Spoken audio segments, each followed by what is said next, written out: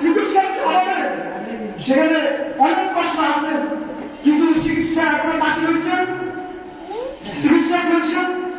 এবং তিনি আপনাদের কাছে শুধু দোয়া চাইবেন, সেজন্য তিনি চীন থেকে ভিডিও কলের মাধ্যমে আপনাদের কাছে তিনি ভার্চুয়ালি আলোচনা কিছু দোয়া চাইবেন। শুধু সেই হুজুর আলোচনা করার আগেই তিনি দোয়াটা চাইবেন, এজন্য আপনারা তিনার জন্য দোয়া করবেন। এখন তিনি একটু কথা বলবেন, আপনারা কথাটা শুনেন। 5 মিনিট ভাইয়া একটু কথা বলবেন আপনাদের উদ্দেশ্যে। ঠিক আছে এনাম ভাই কথা বলতে পারেন। এনাম ভাই কথা বলেন।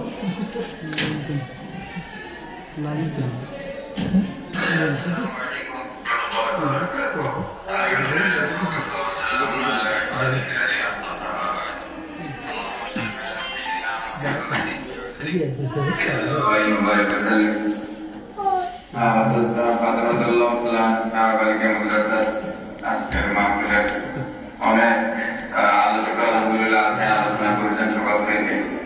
আপনারা সবাই জানেন এখানে শুরু থেকেই আমাদের শাইখ মুর্শিদ বাবুনগরী রহমতুল্লাহ আলাইহি থাকতেন।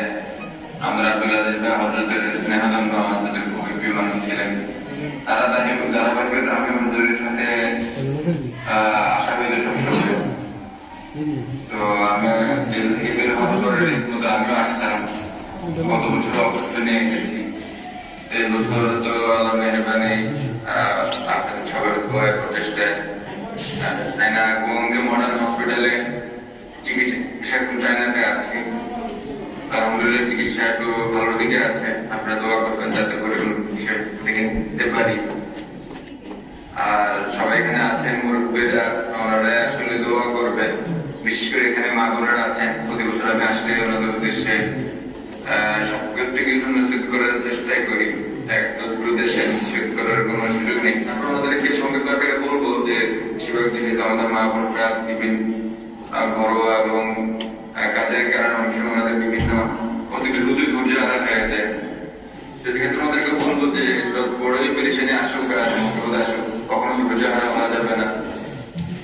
সবরের মাধ্যমে আমাদের মাধ্যমে আল্লাহ তাআলাকে অবশ্যই চাইতে হবে। আল্লাহ তাআলার পক্ষ থেকে সমস্ত মুসিবত আসে পেরেছেন আসে।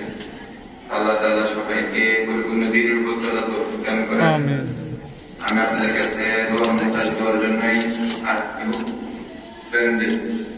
চমনি বাজার করে আলোচনা হয়, দোয়া চাইলে সবাই শুনবেন। এখানে অনেক আল্লাহ বান্দা বান্দীরা আছেন, আপনারা আমার জন্য করুন, আমি আপনাদের দোয়া করতে আছি।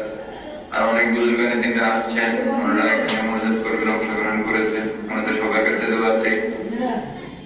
তো এতটুকু আপনাদের রেখে আমি আমার কথা এখানে রাখতেছি।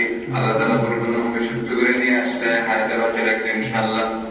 ষষ্ঠ প্লের সামনের প্রোগ্রামে আল্লাহ তাআলা ইনশাআল্লাহ উপস্থিত হওয়ার তৌফিক দান করলে সেই খুশি আসবো, আপনাদের সাথে দেখা হবে, আপনাদের সাথে আলোচনা করার সুযোগ হবে ইনশাআল্লাহ।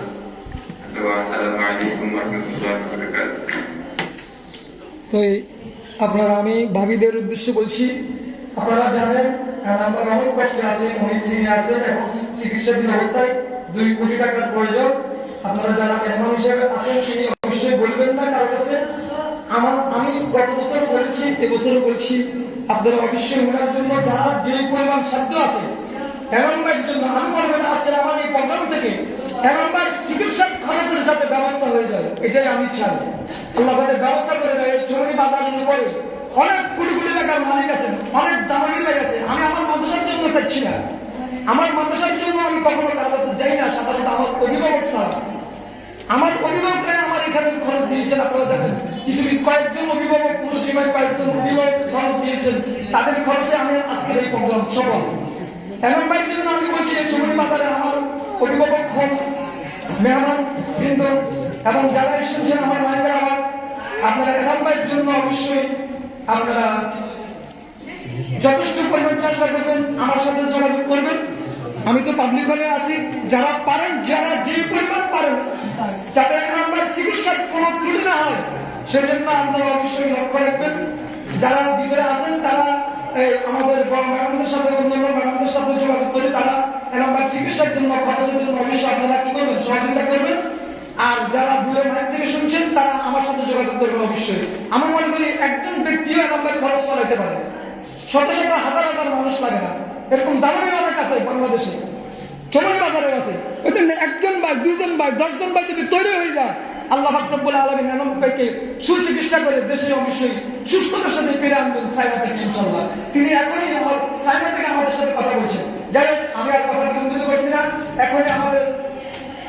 এখনই দেখলাম আপনারা খেয়াল রাখবেন আমার কথাগুলো, সবাই খেয়াল রাখবেন। এখনই আল্লাহ হাফেজ, বিদায়। এখন ভাইয়ের বিষয় এখন এখানে সমাপ্ত করলাম। আসসালামু আলাইকুম। এরপর যে আমাদের মাঝে গুরুত্বপূর্ণ